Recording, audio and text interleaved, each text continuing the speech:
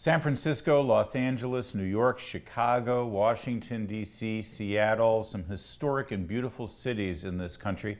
But if you're a visitor now from a foreign nation and you happen to be in one of those cities, you'd be forgiven if you think you're actually visiting a third world nation. It's gotten that bad. The rising crime, the decay, and the criminal vagrancy, euphemistically referred to as homelessness. What has happened here and why has it gotten this bad?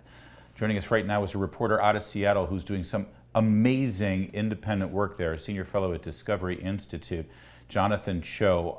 Jonathan, first of all, I want to congratulate you on the great work that you're doing, and I really appreciate it because you're under fire a lot when you cover these stories.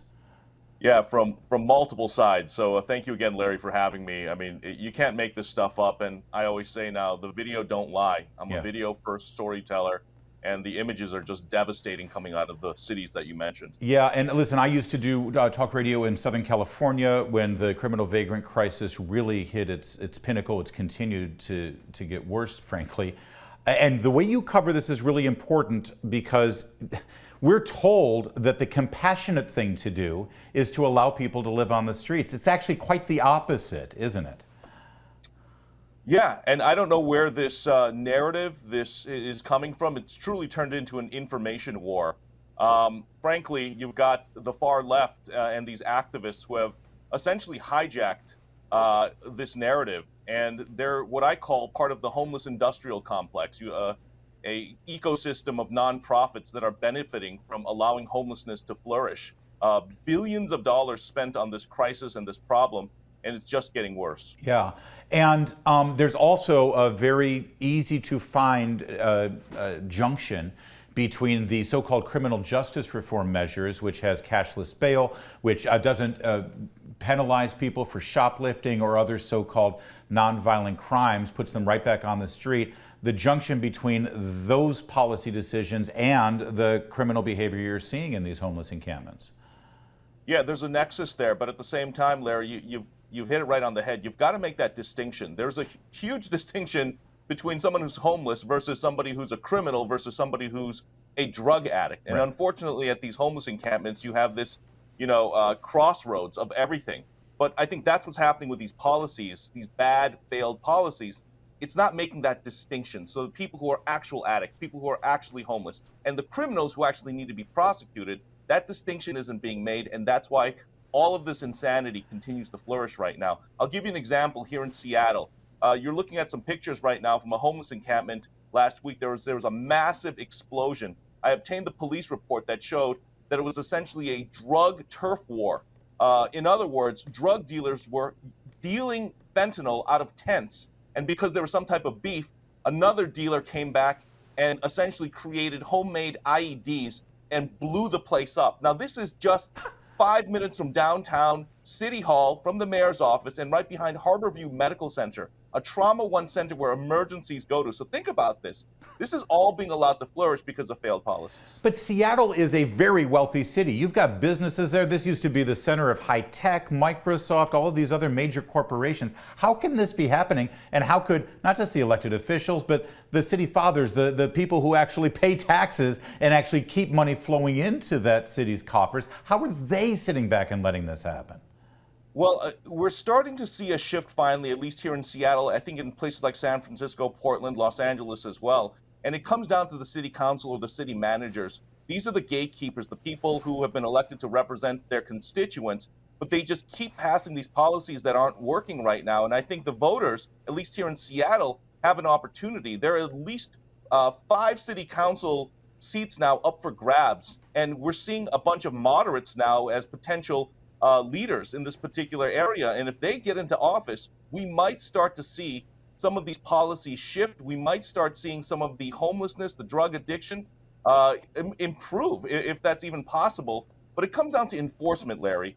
Yeah. There are already laws on the books, but everything's been decriminalized. We can't even pass common sense drug laws right now, where the state here in Washington essentially says it's a misdemeanor to possess and use illicit drugs. But here in Seattle, our council voted against that. Yeah. So without a fix. Yeah. So this is what we're dealing with, this juxtaposition. This is why I continue to use the term criminal vagrancy, because every city in America has laws against criminal vagrancy.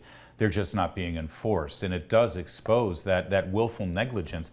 I got to ask you, Jonathan Choe, because I've seen your coverage of this stuff, and like I said, I think you're doing a great job. You're going where other journalists won't go, and yet you are met with resistance. In fact, Antifa comes after you. They attack you brutally at times. What is that all about? And are you getting support from other journalists who are saying, well, this is wrong, you're just pursuing your First Amendment rights?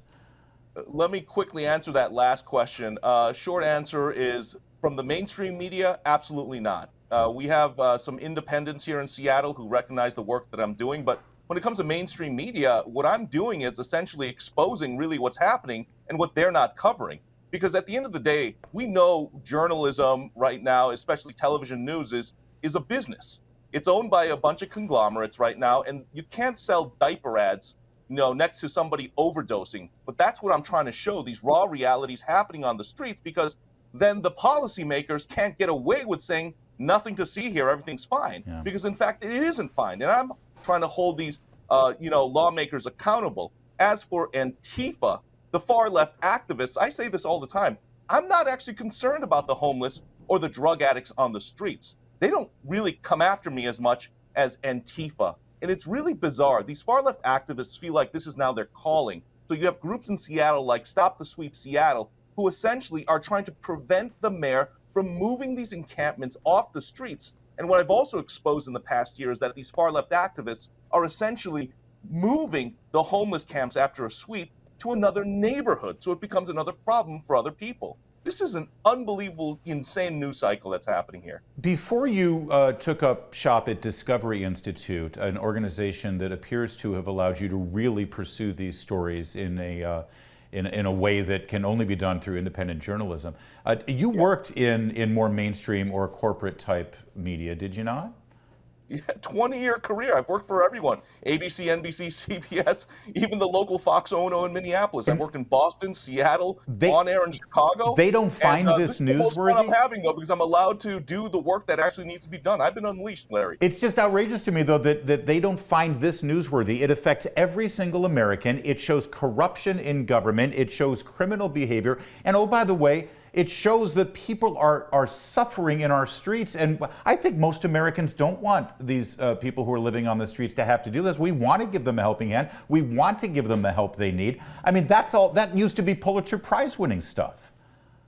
Well, Larry, I think it's the worst kept secret now. Journalism is in crisis here in America. So the few who have remained are just trying to hold on to their jobs. The veteran journalists who used to do all this investigative work, they've quit the industry. They've left, they've retired, and you've got a bunch of young kids now coming who are just trying to, fill the live hits at 4, 5, and 6, and you're just not doing this type of in-depth journalism now that needs to be done. So ultimately what ends up happening is that the Fourth Estate suffers, and we can't hold these officials accountable the way they need to be held accountable.